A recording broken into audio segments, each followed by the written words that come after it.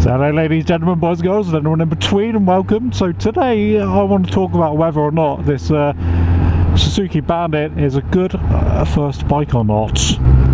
So let's start at the beginning. Congratulations on passing your test, by the way. So I assume that for a while you was riding a 125 just doing your CBT, if you're English that is. So you don't want anything too mad to start with, for a few reasons.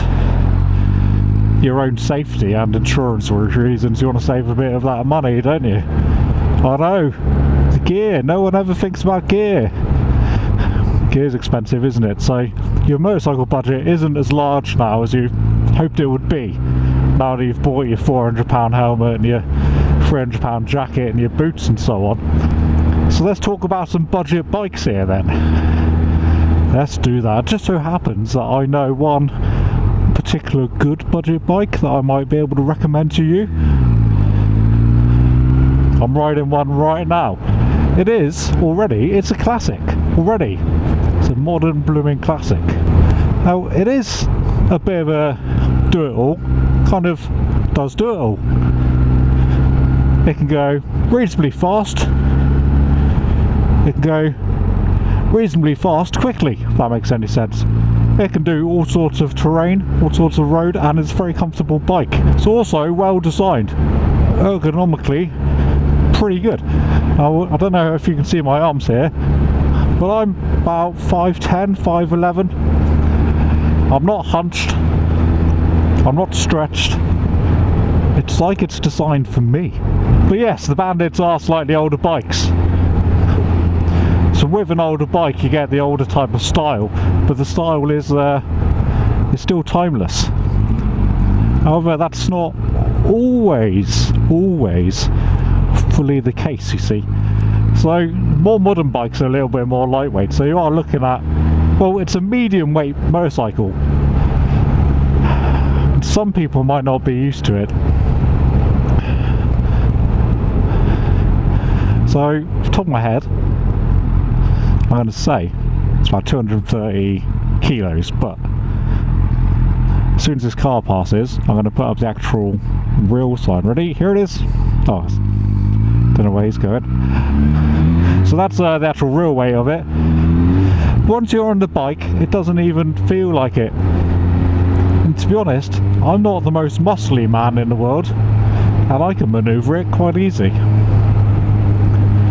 But then, so obviously you're not going to buy a brand new one, you're going to buy a second-hand one. There are some things to look out for on these second-hand ones. The fork seals are quite a common thing to go.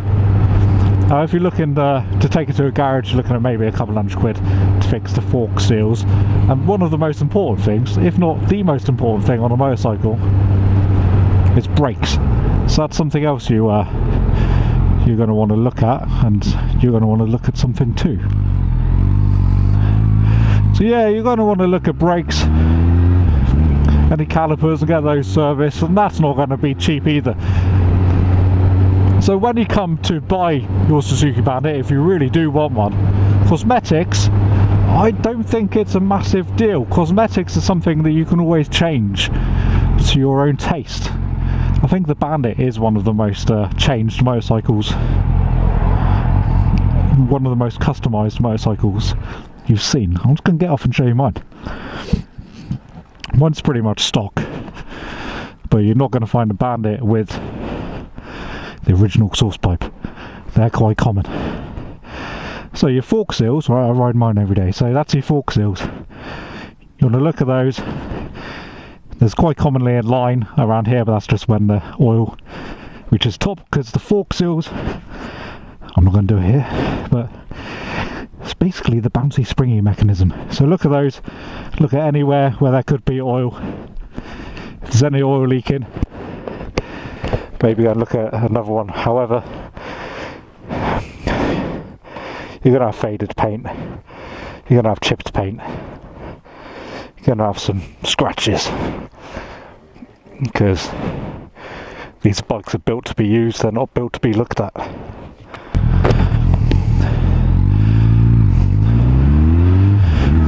Obviously, so you're a new rider, so insurance Now, being quite an old bike and not massively powerful, it's about 80 horsepower. Not massively powerful. You're not going to get mugged off by the insurance company, so that is an added bonus there, isn't it? Fuel economy, it's not ideal. It's not the worst in the world. It's not the best in the world. But if you want a bit of grunt, you're going to use a bit of that old fossil fuel there, aren't you? So these are my this are the stats up here on the screen for you. Just because I'm too lazy to memorise all of this. Let's go down here, shall we? So,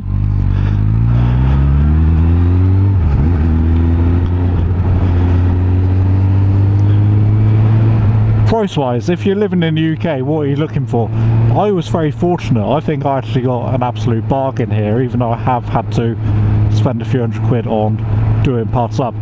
But regarding my Mark 1 Suzuki Bandit, I swapped it for a bike that I bought. I bought the other bike for £900 and I straight swapped it for this. And I think I got a good deal there. I actually saw a few weeks later that the guy sold the bike that I swapped before. This bike is pretty much stock.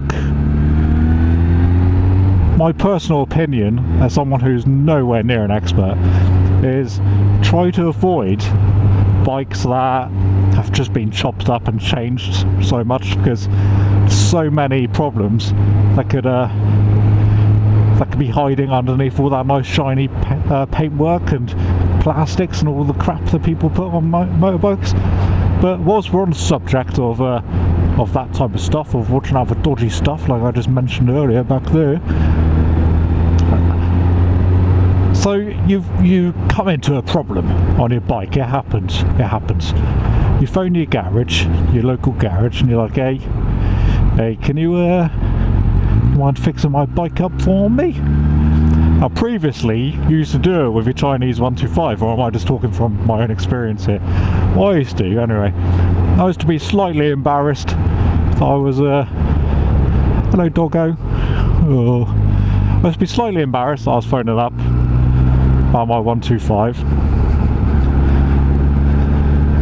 but it's a game changer. It's a game changer when you phone up and you want to talk about your Jap 600.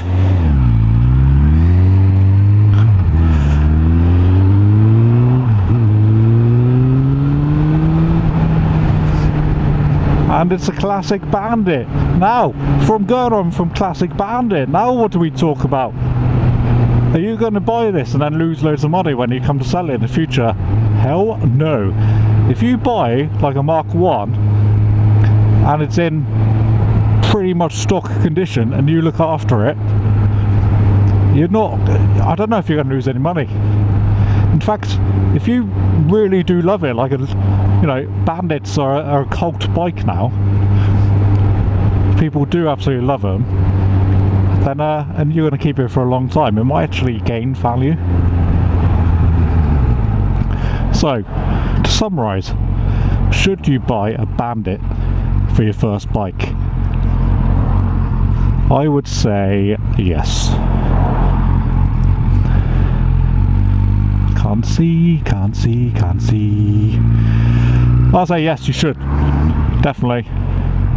And you'll enjoy every minute of it. And you won't break your back, you won't break the bank.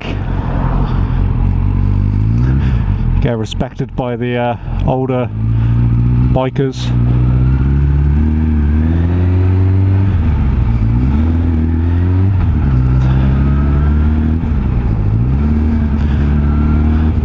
You are going to love it.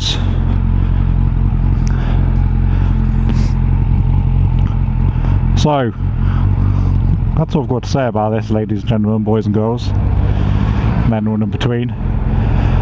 Enjoy your day.